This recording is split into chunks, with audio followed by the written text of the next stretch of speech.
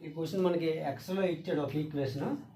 అయితే దాన్ని x-2తో డివైడ్ చేస్తే దాని రిమైండర్ ఎంతని కొనుక్కోమన్నాడు. నార్మల్గా ఈ ఈక్వేషన్ని దీంతో డివైడ్ చేసినా వస్తుంది, కానీ మనకి ఏంటంటే ఇక్కడ x-2తో ఈ ఈక్వేషన్ డివైడ్ చేయమన్నాడు కదా.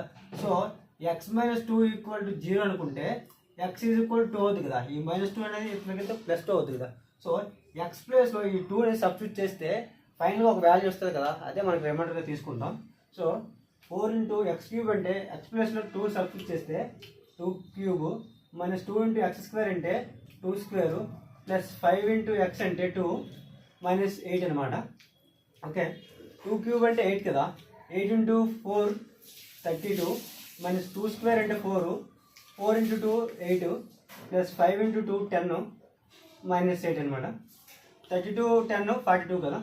42 - 16 = 26 అనమాట. సో మనకి రిమైండర్ అనేది 26 వస్తుంది. ఇది మనకి షార్ట్ కట్. లేదు దీంతో డివైడ్ చేసిన వస్తుంది, అది లెంతీ ప్రాసెస్. ఇలాంటి షార్ట్ కట్లు మన వీడియోలో చాలా ఉన్నాయి. నచ్చితే మన పేజ్ ఓపెన్ చేయండి, శివ షార్ట్ కట్స్.